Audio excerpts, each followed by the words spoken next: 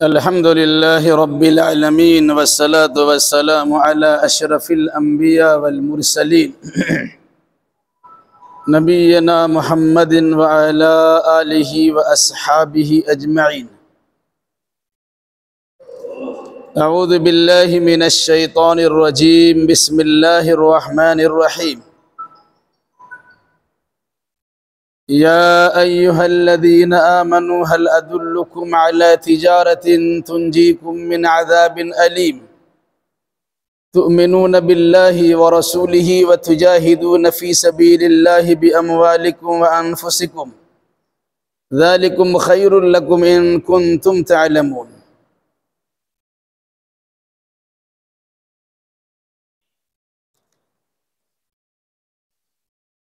इससे पहले की आयतों में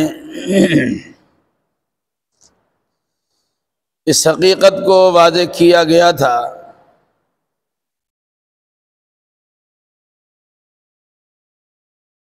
कि लोग अल्लाह की रोशनी को और अल्लाह के नूर को, यानी रसूल, इस्लाम और कुरान को अपने मुंह के फूंकों से बुझाना चाहते हैं, जबकि अल्लाह तबारक व तआला की चाहत यह है कि अपने नूर को मुकम्मल कर दे, मज़हब इस्लाम की तकमील कर दे, पूरा कर दे। ये भी फरमाया गया था कि कुफ़ार मुशरिकीन इसे बुरा समझे, नापसंद करे, फिर भी अल्लाह तबारक व तआला अपने दीन को मुकम्मल करके रहेगा। फिर ये बात भी आई थी कि अल्लाह ने अपना आखिरी रसूल मोहम्मद सल्लल्लाहु अलैहि वसल्लम को हिदायत के साथ और दीन हक के साथ भेजा था, जिसका मकसद ये है कि ये दीन इस्लाम को अल्लाह तबारक व तआला दुनिया के सारे दीनों पर गलबा अता कर दे। फिर ये बात बयान की गई थी, अगरचे ये बात मुशरिकों को बड़ी नागवार गुजरे, फिर भी अल्लाह तबारक व तआला तमाम मज़ाहिब पर मज़हब इस्लाम को गलबा अता फरमा देगा।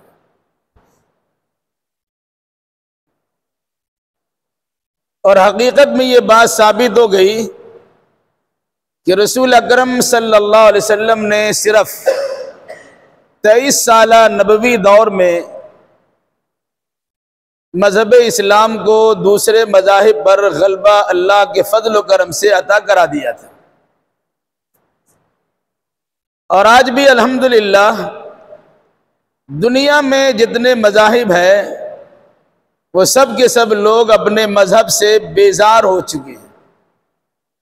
उन्हें अपने मज़हब में सुकून व वक़ार नहीं मिल रहा है, इत्मीनान व तमानियत नहीं मिल रही है। इस मुनासबत से लोग अपने अपने मज़हबों को छोड़कर मज़हब इस्लाम को गले से लगा रहे। ये मुसलमानों की अमली कोताही है या दावत व तबलीग से दूर रहने का नतीजा है कि गैर मुस्लिम हजरात इस्लाम के खिलाफ कुछ ज़बान खोल लेते हैं, वरना इस्लाम में और कुरान में और पैगंबर इस्लाम की तालीमात में जो चाशनी और मिठास और हलावत है, दुनिया के किसी धर्म में इस किस्म की बातें नहीं पाई जाती। और ये वो हकीकत है जिसका इजहार गैर मुस्लिमीन हजरात भी करते हैं। इस मुनासिबत से ये बात आई थी कि अल्लाह मजहब इस्लाम को, जो अल्लाह का नूर, उसकी रोशनी है, उसे मुकम्मल करना चाहता है। और दुनिया में जितने मज़ाहिब हैं उन तमाम मजहबों पर मजहब इस्लाम को गलबा और फौक़ियत अता करना चाहता है।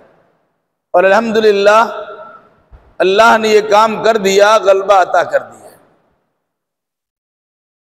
अब मुसलमानों से यह कहा जाता है, अगर तुम इस गलबा को बरकरार रखना चाहते हो और अपनी इज्जत व आबरू की सलामती चाहते हो, तो अल्लाह तबारक व तआला से एक तिजारत करो, एक कारोबार अल्लाह से करो। इंसान बंदों से कारोबार करता है जिसका मकसद होता है माल हासिल करना, मकान तैयार करना, बीवी बच्चों की सही परवरिश बर्दाश्त करना या आराम और सुकून की जिंदगी गुजारना। लेकिन ये वो चीजें हैं जो चंद रोज़ा हैं। कुछ दिनों के बहार की सूरत में आपके सामने वो चीज दिख सकती है, लेकिन उसका खात्मा होना ही होना है। लेकिन अगर आपने अल्लाह से तिजारत कर लिया है तो अल्लाह तबारक व तआला उस तिजारत के बदले में जो फायदा आपको अता करेगा, वो फायदा दुनिया भी बेहतर फायदा होगा और मरने के बाद भी उस फायदे का फायदा आपको यह नसीब होगा कि आराम और सुकून के साथ जन्नत में रहेंगे। तफसील आगे की आयतों में। या अय्युहल्लज़ीना आमनू हल अदुल्लुकुम अला तिजारतिन तुंजीकुम मिन अज़ाबिन अलीम। ऐ ईमान वालों, क्या मैं तुम्हें बताऊं एक ऐसी तिजारत, ऐसा कारोबार, तुंजीकुम मिन अज़ाबिन अलीम, जो तुम्हें अल्लाह के अजाब से निजात दे दे। कारोबार आपको अल्लाह के अजाब से निजात नहीं देता है, लेकिन अगर आपने अल्लाह से कारोबार किया है, अल्लाह से तिजारत की है, तो उस अल्लाह की तिजारत के नतीजे में आप अल्लाह के अजाब से बच सकते हैं। वो तिजारत क्या है, इसका तज़किरा सूरह तौबा भी हो चुका है और फिर भी यहां उस सिलसिले की चंद बातें बयान कीजिए जा रही है। इन्नल्लाह अश्तरा मिनल मुमिनीना अमवालहुम व अनफुसहुम बिअन्न लहुमुल जन्नह। अल्लाह ने मोमिनों से उनका माल और उनकी जान खरीद लिया है। किसके बदले? बिअन्न लहुमुल जन्नह, जन्नत के बदले। यानी हम अल्लाह से बिके हुए हैं, हमारी जान का सौदा अल्लाह से हो चुका है। अगर हमने अपने आप को अल्लाह के हवाले कर दिया, अपना माल और अपनी जान अल्लाह के नाम पे कुर्बान कर दिया, तो अल्लाह तबारक व तआला की जानिब से खुशखबरी सुनाई जा रही है, बिअन्न लहुमुल जन्नह, आपके लिए जन्नत है। उसी की थोड़ी विदात इस तरह है, क्या मैं तुम्हें ऐसी तिजारत की खबर ना दूं जो तुम्हें अल्लाह के अजाब से बचा ले? फिर अल्लाह ने उसकी विदात की, तुमिनून बिल्लाहि व रसूलिहि व तुजाहिदून फी सबीलिल्लाहि बिअमवालिकुम व अनफुसिकुम। तो तिजारत यह है कि तुम अल्लाह पर ईमान लाओ। हो सकता है अपने सामना कर लीजिए, बर्दाश्त कर लीजिए, इस यकीन के साथ कि अल्लाह तबारक व तआला उसका बदला देगा। और सिर्फ अल्लाह उसके रसूल पर ईमान लाने पर इक्तफा मत करो, बल्कि अल्लाह के कलिमा को, रसूलुल्लाह के फरमान को बुलंदी तक पहुंचाने के लिए, एलाए कलिमतुल्लाह और एलाए कलिमत रसूल को ऊंचा करने के लिए अगर जिहाद की नौबत आ जाए तो माल और जान की कुर्बानियां पेश करने से दरेग न करना। ये वो तिजारत है जिसके नतीजे में तुम्हें फायदा ही फायदा है। क्या फरमाया? तुजाहिदून फी सबीलिल्लाह बिअमवालिकुम व अनफुसिकुम, अपने मालों के साथ और अपनी जानों के साथ अल्लाह की राह में जिहाद कीजिए। आपको पता है जिहाद में कभी माल खर्च होता है और कभी जान खर्च होती है। जान खर्च करने की बारी सबसे आखिर में आती है। जिस्म का हिस्सा लगता है, आपका खून जलता है, आपकी जबान से जो कलिमात निकलते हैं उसके इस्तेमाल करने में दिक्कत और परेशानी का सामना करना पड़ता है। इबादत और बंदगी लगाने में परेशानी आपके सामने आती है। तो जिस्म से ये भी मुजाहिदा होता है, कहीं कहीं आपका जिस्म नहीं पहुंचता, माल की जरूरत पड़ती है। एलाए कलिमतुल्लाह के लिए माल का सरफा करना पड़ता है, दीन की तरवीज और इशाअत के लिए माल खर्च करना पड़ता है। अगर ऐसे माल पे सांप बन के बैठे हुए हो और आपके हाथ गर्दनों से लटके हुए हो, मगलूलतन इला उनुक़िक, अपने गर्दनों से अपने हाथ को लटका के रखा है, खुलता नहीं, जेब और पॉकेट तक जाता नहीं और वहां से पैसे निकलते नहीं, तो याद रखिएगा अगर इस तरह बखालत तो कंजूसी से काम लेंगे तो गोया अपने माल से जिहाद करने से दरेक करने वाले कहलाएंगे। जहां जरूरत पड़े माल खर्च करने की, वहां माल खर्च कीजिए, और अगर उससे बढ़कर अपनी जान का नजराना पेश करने की बारी आ जाए तो जान का नजराना पेश करने के लिए तैयार हो जाओ, इसी में तुम्हारी कामयाबी है। और 12 ये बताया कुरान मजीद ने, जिस जंग में अल्लाह के नबी सल्लल्लाहु अलैहि वसल्लम की शिरकत हो जाए उसे जंग कहते हैं, उसे गजवा कहते हैं। वो जंग जिनमें अल्लाह के नबी सल्लल्लाहु अलैहि वसल्लम खुद बनफ्से नबी शरीक हो जाए उसे गजवा कहा जाता, और जिस जंग में सहाबाए किराम को भेज दिया है तो उसे सरिया कहा जाता था। कहा दुनिया में सबसे ज्यादा अगर किसी के जान की कीमत हो सकती है तो अल्लाह के नबी मुहम्मदुर रसूलुल्लाह सल्लल्लाहु अलैहि वसल्लम की जान की कीमत है। वो अपनी जान के साथ मैदान जिहाद में पहुंचे हुए हैं और तुम अपने नरम गरम बिस्तर पे आराम और दादो दहिश की नेमत से माला माल हो रहे हो, फायदा उठा रहे हो। कहा तुम्हारा ईमान? ईमान का तकादा यह है कि अल्लाह के नबी सल्लल्लाहु अलैहि वसल्लम के पांव के तलवा में कांटा भी ना छिपे और आपकी गर्दन कट जाए, अब इसे गवारा कर लीजिए। ये ईमान है। फरमाया तुजाहिदून फी सबीलिल्लाह बिअमवालिकुम व अनफुसिकुम। अल्लाह से तिजारत यह है कि जिसके नतीजे में कामयाबी और गलबा तुम्हें नसीब होगा, वो तिजारत अल्लाह पर ईमान लाना है, अल्लाह के रसूल पर ईमान लाना है और अल्लाह की राह में अपने माल और अपनी जान से जिहाद करना है। कुरान कहता है ज़ालिकुम खैरुल लकुम इन कुंतुम तालमून, अगर इस हकीकत को समझ सको कि तुम्हारे हक में बेहतर है। कैसे बेहतर है? इस तिजारत के बदले से दुनिया में आपको गलबा नसीब होगा और इस तिजारत के बदले में आखिरत की सुरखुरुई भी आपको नसीब होगी। दुनियावी तिजारत के नतीजे में इंसान दुनिया में कामयाबी हासिल करता है, माल का अंबार लगा लेता है, अपनी सहूलत के मुताबिक बेहतरीन किस्म की गाड़ी बाड़ी का बंदोबस्त कर लेता है और आराम और सुकून हासिल करने के लिए इंसान अपने इलाके को छोड़कर दूर दराज इलाके में चला जाता। बसा औकात ऐसे भी अफराद देखे जाते हैं कि मुस्लिम महल्ले में रहने के नतीजे में 5 वक्त अजान की आवाज जो कान से टकराएगी उनके आराम में खलल अंदाजी होगी। ऐसे इलाके में मकान लिया जाए जहां आबादी ना जाए। ऐसे मिजाज के लोग शौक से ऐसे इलाके में गए जहां अजान के कलिमात तक नहीं पहुंचते हैं। कब अजान होती है, कब वक्त होता है, कुछ अता पता नहीं चलता। तो कहा उसके बिल मुकाबिल अगर कोई इंसान आखिरत की सुरखरुई चाहता है तो अल्लाह पर ईमान लाए, रसूलुल्लाह पर ईमान लाए और इस दीन और ईमान को बचाने के लिए जान और माल की कुर्बानी पेश करने की नौबत आए उससे दरेक न करें।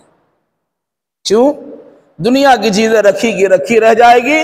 अंबार लगा लीजिए, मौत का फरिश्ता आएगा, आपकी रूह कब्ज हो जाएगी, सारा साजो सामान आपका रह जाएगा, बीवी बच्चे आपके सामने रो रो बिलक बिलक करके आंसू बहा करके परेशान हो रहे होंगे, लेकिन कुछ आपका साथ नहीं दे सकेंगे। भाई आपने अल्लाह उसके रसूल पर ईमान लाया और अल्लाह की राह में जिहाद करते हुए अपनी जान का नजराना पेश कर दिया, जामे शहादत नोश किया, जिस्म का आखिरी कतरा खून बहाकर इस बात की गवाही दे कि अल्लाह के सिवा इबादत के लायक कोई नहीं है और रसूलुल्लाह की रिसालत बरहक है और मजहब इस्लाम की सदाकत का प्रचार आपने किया है, उसका फायदा क्या होगा? दुनिया में शहादत का दर्जा आपको मिला है और मरने के बाद अल्लाह तबारक व तआला की जानिब से मुजदा सुनाया गया कि आपको मुर्दा तस्वुर ना किया जाए और फिर जन्नत के बाला खानों में बेहतरीन मकाम आपको अता किया जाएगा। क्या फरमाया? ज़ालिकुम खैरुल लकुम इन कुंतुम तालमून, ये तुम्हारे हक में बेहतर है अगर तुम जान सको। फिर फायदा बताया, यगफिर लकुम ज़ुनूबकुम व युदखिलकुम जन्नातिन तजरी मिन तहतिहल अनहार व मसाकिन तय्यबतन फी जन्नाति अदन ज़ालिकल फौज़ुल अज़ीम। अल्लाह से तिजारत करने का फायदा क्या है? वो अल्लाह तुम्हारे गुनाहों को बख्श देगा। कोई इंसान किसी के गुनाह को बख्शता नहीं है। आपने अल्लाह उसके रसूल के फरमान की खिलाफ वर्जी की है और आपने जिहाद किया है और शहादत का जाम आपने नोश कर लिया है, तो शहीद का सारा गुनाह माफ हो जाता है, इल्ला दैन, कर्जा के सिवा सब गुनाह माफ हो जाता है। अगर किसी के साथ लेन देन है, जब तक उसको हल नहीं करेंगे वो माफ नहीं होगा।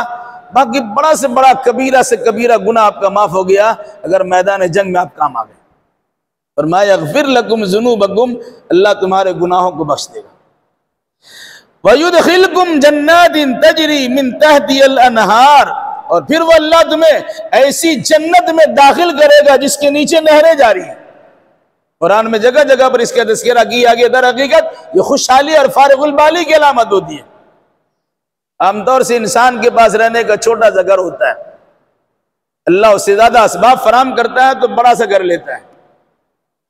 किसी बिल्डिंग में फ्लैट खरीदता है, किसी अपार्टमेंट में चला जाता है, कोई बंगला बना लेता है, तो कई बीघा की जगह पर छोटा सा मकान बना के पूरे हरियाली सरसब्ज़ी शादाबी लगाता है और उसके साथ उसमें नहरें जारी रख, अपनी खूबियों को अपनी निगाहों से देखता है और अपने सुकून का सामान फराहम करता है। लेकिन ये सब चीजें दुनिया की चीजें हैं, रखी के रखी रह जाएंगी।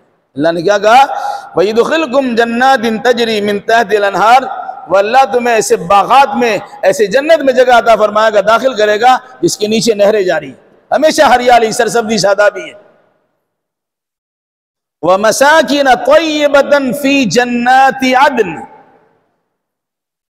इंसान को जब फारिगुल बाली होती है अपनी पसंद के मुताबिक बेहतरीन घर बनाता है, जैसी सहूलत होती है उस एतबार से इंसान अपने रहने सहने का बंदोबस्त करता है।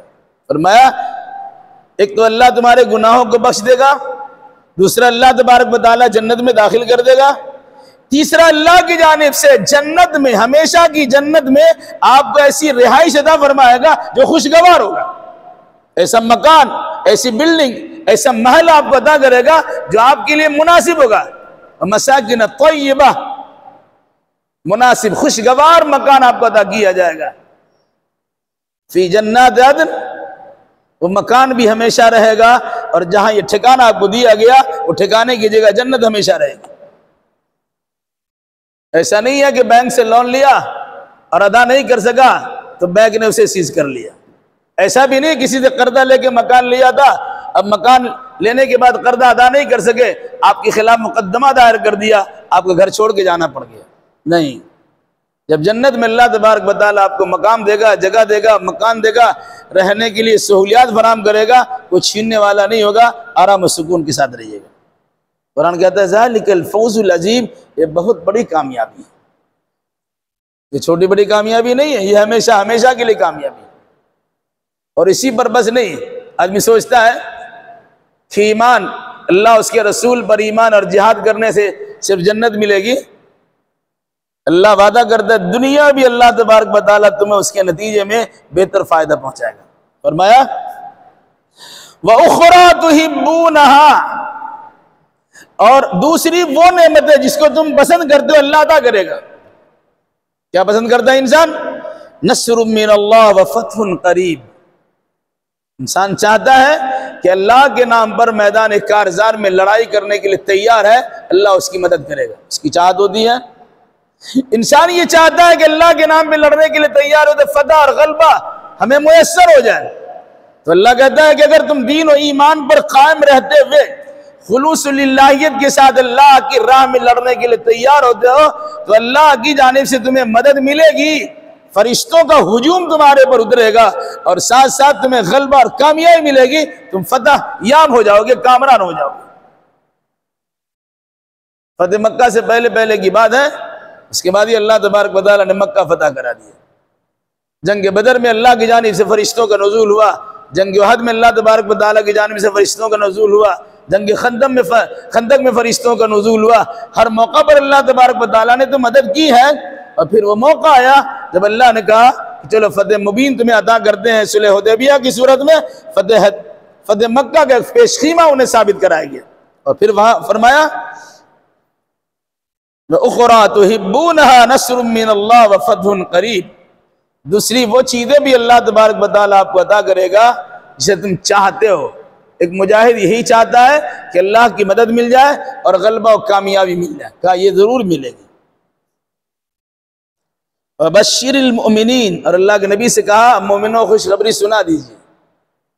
इन्होंने दीन और ईमान की हिफाजत के लिए जो कारनामा अंजाम दिया है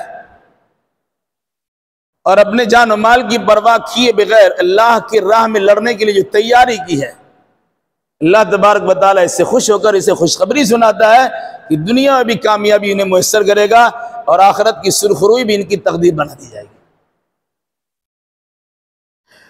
या अय्युहल्लज़ीना आमनू कूनू अंसारल्लाह कमा क़ाल ईसा इब्न मरियम लिल हवारिय्यीन मन अंसारी इलल्लाह क़ालल हवारिय्यून नहनु अंसारुल्लाह फ़आमनत ताइफ़तुम मिन बनी इसराईल वकफ़रत ताइफ़ा फ़अय्यदनल्लज़ीना आमनू अला अदुव्विहिम फ़अस्बहू ज़ाहिरीन। इस तिजारत का तज़किरा करने के बाद अल्लाह ने अहले ईमान को मुखातब करते हुए कहा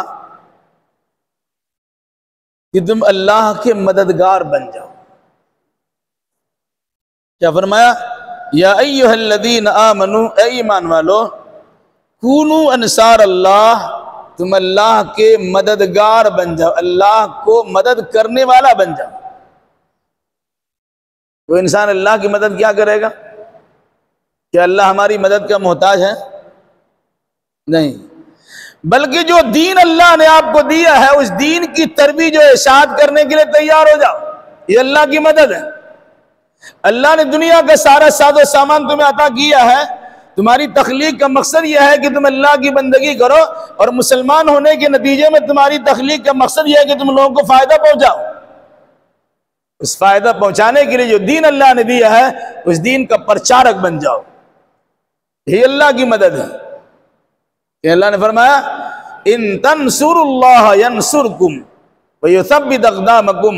ऐ लोगो, अगर तुम अल्लाह की मदद करोगे तो अल्लाह तुम्हारी मदद करेगा और तुम्हारे कदमों को जमा देगा। यानी अगर इस्लाम के खिलाफ कोई कार्रवाई कर रहा है और मुसलमानों को दबाने की कोशिश कर रहा है और मैदान जंग में आने की बारी आ चुकी है तो मैदान जंग में चले जाओ, अल्लाह की दीन की हिमायत में वहां खड़े हो जाए, अल्लाह के रसूल की हिमायत में वहां खड़े हो जाओ, अहले ईमान की हिमायत और मदद के लिए वहां खड़े हो जाओ, तैयार हो जाओ, तो अल्लाह तुम्हारी मदद करेगा और तुम्हारे कदमों को जमा देगा। यहां फरमाया ऐ ईमान वालो, तुम अल्लाह के मददगार बन जाओ, यानी अल्लाह के दीन का प्रचारक बन जाओ। कमा क़ाल ईसा इब्न मरियम लिल हवारिय्यीन मन अंसारी इलल्लाह, जिस तरह ईसा अलैहिस्सलाम ने, ईसा इब्न मरियम ने अपने मुखलिस साथियों से कहा था मन अंसारी अल्लाह, अल्लाह की तरफ हमारी मदद करने वाला कौन होगा, या अल्लाह के वास्ते हमारी मदद करने वाला कौन होगा। जब ईसा अलैहिस्सलाम को नबी और रसूल बनाया गया, चंद लोग उन पर शुरू में ईमान लाए जो उनके मुखलिस साथी थे। उनको हवारी कहा था, मुखलिस, जिनके यहां निफाक नाम की कोई चीज नहीं, इखलास वाले लोग थे। उनसे कहा कि भाई हमारी मदद करो। हमारी मदद ये नहीं कि मुझे खिलाओ पिलाओ, हमारी मदद ये है जिस काम के लिए हमें मबूस किया गया है उस काम में हमारा साथ दो। हम अकेला कितना लोगों को समझा सकेंगे? हमारे दीन और हमारे लाइव शरीयत की तरबीज इशाअत करने में लग जाओ। जब ईसा अलैहिस्सलाम ने कहा मन अंसारी अल्लाह, अल्लाह की तरफ हमारी मददगार कौन होगा, या अल्लाह के वास्ते हमारी मदद करने वाला कौन होगा? क़ालल हवारिय्यून नहनु, तो हवारियों ने कहा, ईसा अलैहिस्सलाम के मुखलिस साथियों ने कहा नहनु अंसारुल्लाह, हम सब के सब अल्लाह के मददगार हैं। यानी जिस दीन को लेकर आप आए हैं उस दीन की तरबीज और इशाअत करने के लिए हम तैयार हैं। हम आपका साथ देने के लिए तैयार है, इस्लाम का प्रचार करने के लिए तैयार है, हम उसके मददगार बनने के लिए तैयार हैं। फ़आमनत ताइफ़तुम मिन बनी इसराईल वकफ़रत ताइफ़ा, ईसा अलैहिस्सलाम को बनी इसराइल के दरमियान रसूल बनाकर भेजा गया था। तो बनी इसराइल में से कुछ लोगों ने तो ईसा अलैहिस्सलाम पर ईमान लाकर अपने आप को उनकी मदद करने के लिए तैयार पेश कर दिया। अलबत्ता कुछ वो लोग थे जिन्होंने कुफ्र कर दिया, इनकार कर दिया, नहीं आपको नहीं मानते। यहूदियों ने ईसा अलैहिस्सलाम का इनकार कर दिया, नहीं मानेंगे। अलबत्ता कुछ लोग ईसा अलैहिस्सलाम पर ईमान लाए। तो जो लोग ईसा अलैहिस्सलाम पर ईमान ले आए, अल्लाह ने उनकी मदद की, जिसका वादा कुरान ने किया। क्या कहा? फ़अय्यदना अल्लज़ीना आमनू अला अदुव्विहिम, तो हमने ईमान लाने वालों को उनके दुश्मनों के मुकाबले में मदद किया। फ़अस्बहू ज़ाहिरीन, तो अल्लाह के फजल करम से कामयाब हो गए। देखिए, ईसा अलैहिस्सलाम की शरीयत से पहले मूसा अलैहिस्सलाम की शरीयत थी। मूसा अलैहिस्सलाम के मानने वाले लोग थे, लेकिन मूसा अलैहिस्सलाम के मानने वाले यहूदियों ने नाहंजारी पनी का सबूत दिया, और उसके बिलमुकाबिल ईसा अलैहिस्सलाम के मानने वाले लोगों ने ईसा अलैहिस्सलाम का साथ देने का वादा किया। तो अल्लाह ने ईसा अलैहिस्सलाम के मजहब को और उनके दीन को फैला दिया, और इतना फैलाया, आज पूरी दुनिया में सबसे बड़ा मजहब अगर कोई है तो मजहब ईसाइयत है। इंशाअल्लाह उससे बढ़कर मजहब इस्लाम होगा इंशाअल्लाह।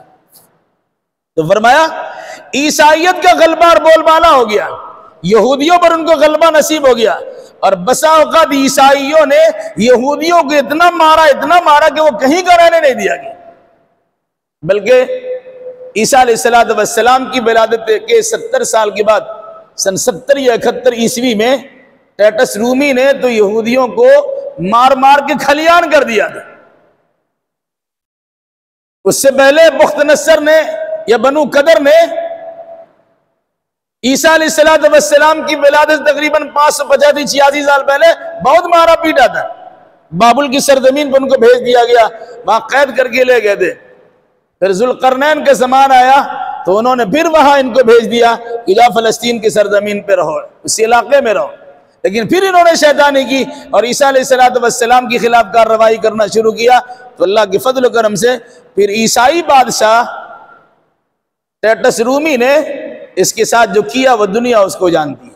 कुरान क्या कहता है कि हवारियों ने, ईसा अलैहिस्सलाम के मुखलिस साथियों ने कहा, नहनु अंसारुल्लाह, हम अल्लाह के मददगार हैं। तो यहूदियों में यानी बनी इसराइल में से कुछ लोग ईसा अलैहिस्सलाम पर ईमान ले आए, और बनी इसराइल में से कुछ लोग ईसा अलैहिस्सलाम का इनकार कर दिए। जो यहूदी रह गए वो यहूदी रह गए, उन यहूदियों पर ईसा अलैहिस्सलाम के मानने वालों को अल्लाह ने गलबा अता कर दिया। क्या फरमाया? फ़अय्यदना अल्लज़ीना आमनू अला अदुव्विहिम, तो उन पर ईमान लाने वालों को हमने उनके दुश्मनों के खिलाफ मदद फरमा दी। फ़अस्बहू ज़ाहिरीन, तो ये उन पर गालिब आ गए। ये वाक़या सिर्फ इसलिए सुनाया गया कि मुसलमानों, अल्लाह के दीन के आखिरी एडिशन पर अमल करने के लिए तुम्हें चुना गया। अब अगर तुम अल्लाह के दीन का मददगार बनते हो तो अल्लाह तबारक व तआला तुम्हें दूसरे मज़ाहिब पर गलबा अता कर देगा, जिसका तज़किरा इससे पहले के रुकू में हो चुका है। वल्लज़ी अरसल रसूलहू बिलहुदा व दीनिल हक़्क़ लियुज़हिरहु अलद्दीन कुल्लिही वलौ करिहल मुशरिकून। मुशरिकों को ना पसंद हो ना गवार हो, उसकी परवाह नहीं है, तमाम दीनों पर इस दीन को गलबा अता कर दिया जाएगा। अल्लाह ने इसका वादा किया। और यही बात अल्लाह के नबी सल्लल्लाहु अलैहि वसल्लम मक्की दौर में हज के मौका पर जाकर कहते थे, कौन है तुम में से जो हमारी मदद करने के लिए तैयार हो जाए। तो मदीना की चंद सआदत मंद लोग अल्लाह के नबी सल्लल्लाहु अलैहि वसल्लम की इस बात पर लब्बैक कहे और कहा, हम आपको नबी और रसूल मानते हैं और हम आपको पूरे तौर से सपोर्ट करने के लिए तैयार हैं, लेकिन शर्त यह है कि मक्का छोड़िए, हमारे साथ मदीना चलिए। तो अल्लाह के नबी सल्लल्लाहु अलैहि वसल्लम उन मदीना के लोगों के दावत पर, उनकी ख्वाहिश और उनके बुलाने पर अब मदीना तशरीफ ले गए। और वाकई मदीना के उन लोगों ने ऐसा आपका ताउन किया कि ईसा अलैहिस्सलाम को तो कहना पड़ा था कि मन अंसारी अल्लाह, कौन हमारा मददगार बनेगा। अल्लाह उसके रसूल ने मदीना के बाशियों को अंसारी कह दिया कि तो अल्लाह उसके रसूल के मददगार है, और ऐसी मदद की दुनिया उसकी मिसाल पेश करने से कासिर है। फरमाया कि अगर तुम भी अल्लाह उसके रसूल की मदद करने के लिए और उसके दीन की सरबुलंदी के लिए तैयार होते हो तो याद रखो, जिस तरह तुमसे पहले मजहब ईसा अलैहिस्सलाम को जो असली शक्ल में इस्लाम ही था, उनको गलबा अता किया गया था। बाद में लोगों ने नसरानियत और ईसाइयत का नाम दे दिया। यहूदी का मजहब भी मजहब इस्लामी था, बाद में उसे यहूदियत कहा गया। वो मजहब की बिगड़ी हुई शक्ल है। आज मुसलमानों की जो मुख्तलिफ किस्म की फिरका और तंजीमें पाई जाती है, वो सब बिगड़ी हुई शक्ल है, वरना मजहब तो इस्लाम है। क्या फरमाया? फ़अय्यदनल्लज़ीना आमनू अला अदुव्विहिम, तो हमने उन पर ईमान लाने वालों को उनके दुश्मनों के मुकाबले में मदद कर दी। फ़अस्बहू ज़ाहिरीन, तो वो लोग गलबा हासिल कर लिए, गालिब हो गए। ए मुसलमानों, तुम भी अगर अल्लाह उसके रसूल के फरमान के मुताबिक अमल करने के लिए तैयार हो और दीन और ईमान के गलबे के लिए मेहनत मुजाहिदा करने के लिए तैयार हो, अल्लाह के दीन और अल्लाह के रसूल की मदद करने के लिए तैयार हो, तो सुन लो, अगर तुमने ये काम कर लिया तो अल्लाह तुम्हें भी गलबा अता करेगा और तमाम दीनों पे तुम्हें अल्लाह तबारक व तआला फौकियत बख्शेगा। इस्लाम के अंदर वो चाशनी है कि जिसके नतीजे में चीज़ बढ़ रही है, वरना मुसलमानों के जो हालात है, जो हरकत व सकनात है, जो आदात है, उसके नतीजे में लोग तो बज़्ज़न हो जाते हैं। इस्लाम ये है और मुसलमान ऐसे लोग होते हैं। अरे भाई याद रखिएगा, हम मुसलमानों को जो दीन अता किया वो दीन इस्लाम है। इसके गलबा का तो अल्लाह शुरू ही में ऐलान कर चुका है।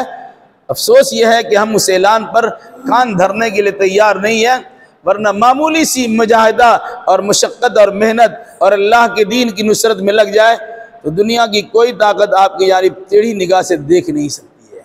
आज हमारा हाल और बदहाल या बुरा हाल सिर्फ इसलिए बना हुआ है कि हम में और गैर मुस्लिमों में कोई फ़र्क नहीं रह गया। हम भी अल्लाह की सिवा गैरुल्लाह की परस्ती करते हैं, वो भी अल्लाह की सिवा गैरुल्लाह की पूजा पाठ करते हैं। जैसी हरकतें उनकी वैसी हरकतें हमारी है, सिर्फ हमारा नाम का फ़र्क नज़र आता है। अब्दुल्ला अब्दुर्रहमान नाम रख लिया और गोश्त खा लिया, समझते हैं मुसलमान हो गए। मेरे भाइयों, ये शहादत के उल्फत में कदम रखना है, ये शहादत के उल्फत में कदम रखना है। लोग आसान समझते हैं मुसलमान होना। सहाबा-ए-किराम के ज़माना को देखेंगे, इस्लाम लाने के बाद किसी करवट उन्हें चैन नसीब नहीं हुआ था।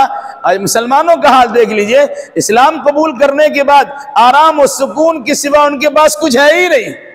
दुनिया मर रही है, उनके रिश्तेदार खत्म हो रहे हैं, दीन का बखिया उखेड़ के रख दिया जा रहा है, दीन के दीनी मकामात की धज्जियां उड़ा के रख दी जा रही है, लेकिन हमारे कानों तक रुजूई तक नहीं रख दी। फिर कैसा इस्लाम है? सहाबा-ए-किराम के इस्लाम देखिए और अपना इस्लाम देखिए। यही वजह है कि सहाबा-ए-किराम की छोटी सी जमात ने अल्लाह के फजल व करम से वो गलबा हासिल कर लिया था, जो गलबा बड़ी बड़ी जमातों को और बड़े बड़े औकात सर्व करने के बाद भी नहीं मिला करता। आज अगर हम दीन इस्लाम से रिश्ता जोड़ के रखते हैं, और यकीनन हमें जोड़ना चाहिए, और उसकी तरवीज व इशाअत करने का तहिया कर लेते हैं, तो हमारे मुकाबले में जो लोग यहाँ मौजूद हैं वो आप पर आपकी दहशत और रौब से वो कांप उठेंगे और फिर आपके खिलाफ कुछ बोलने की जुर्रत नहीं कर सकेंगे, क्योंकि वो देख रहे हैं कि हमारी तरह ये भी ढुलमुल यकीन है, इनके पास भी ईमान नाम की कोई चीज़ नहीं है। हम में तुम में क्या फ़र्क रह गया है? इस मुनासिबत से वो गिदर भपकी भी देते हैं और उससे ज़्यादा डरपोक हम बने हुए हैं कि नतीजे के तौर पर हम किसी चीज़ पर ठहराव और जमा हासिल नहीं करते, बल्कि डर के मारे इधर से उधर हो जाते हैं। अल्लाह से दुआ कीजिए, अल्लाह कुरानी आयात की रोशनी में हमें दीन और ईमान पर कायम रखे और अपने अक़ीदा और नज़रिया की सलामती के साथ साथ इसकी तरवीज इशाअत करने की तौफ़ीक़ अता फ़रमाए। यहाँ पे सूरह सफ़ ख़त्म होती है, इंशाअल्लाह आइंदा सूरह जुमा की तफ़सीर होगी।